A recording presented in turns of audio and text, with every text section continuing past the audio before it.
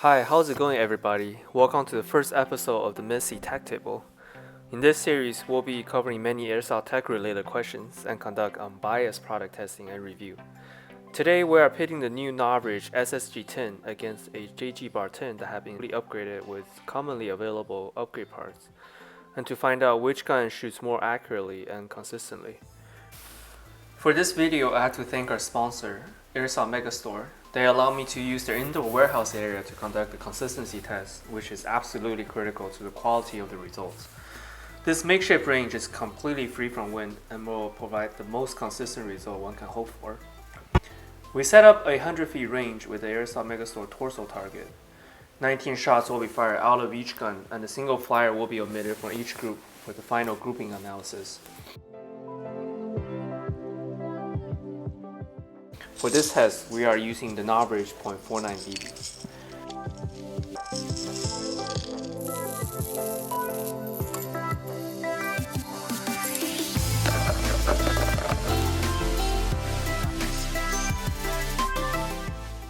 First off, we have the stock SSG10 A2 shooting at about 2.8 joule.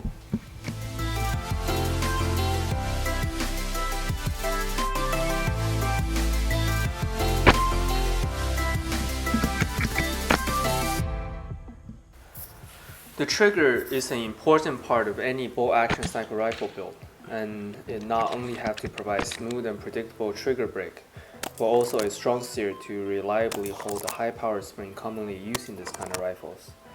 The stock trigger of SSG10 uses a trigger group designed by Bull Trigger, and it has almost zero take-up before hitting the wall, where the trigger will break.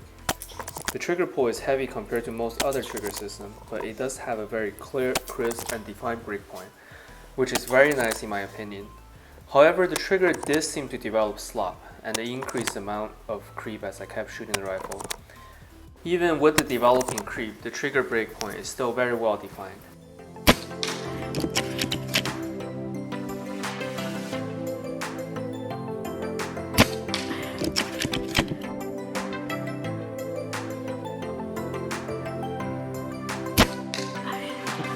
Let's see how we did.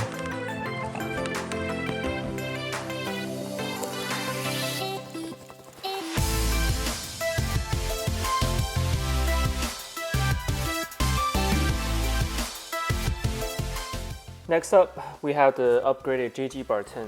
For this rifle build, I chose many of the common tried and true components for the gun to not only improve accuracy but also durability to handle the Action Army M150 spring. As you can see, a lot of money has been put into this build. The rifle has great compression and is shooting at 3 joule. Once again, we are using the Novritsch .49 BB from the same bottle to ensure a consistent comparison.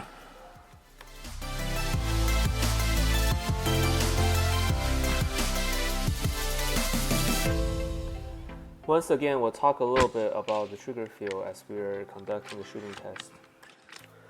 For the trigger system, I opted for the Lilac Zero trigger, which is a common upgrade for the VSR10 platform. Like the name suggests, the trigger pull is extremely light. However, the trigger travel is a little long and does not have a defined wall for the breakpoint. In general, I prefer the trigger feel of the SSG10 over the Zero trigger, but the Zero trigger definitely still have its merits. Another downside of this trigger system is it does not support a manual safety, and combined with a very light trigger pull, I do not suggest recocking the rifle while playing to avoid accidental discharge.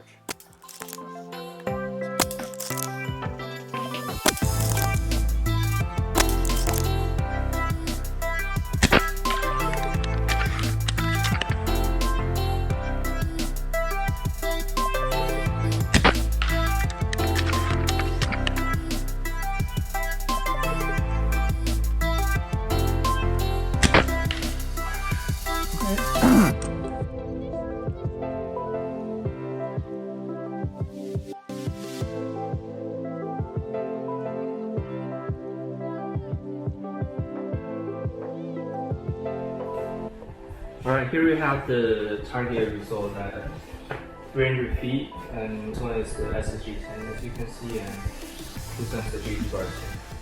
I have the SSG10 group at 300 feet, so we'll divide the grouping in two different axes, the X and Y axis. So vertically, we're looking at a spread of about 182 millimeters. And in terms of width, we are looking at about 153 millimeters. I think this change in vertical height has to do with maybe the bucking warming up due to consistently shooting the gun. On the upgraded JG-Bar10, it's significantly narrower on the x-axis. It's about 133 millimeters.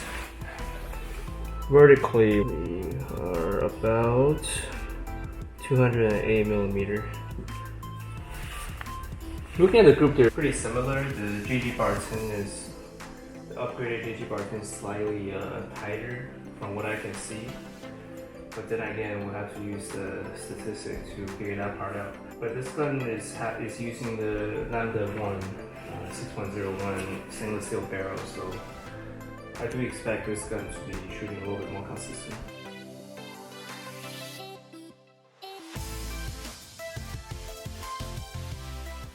After removing the single flyer out of each grouping, we can see from the Excel the upgraded JG-Bar10 have a slightly tighter grouping in both the X and Y axis.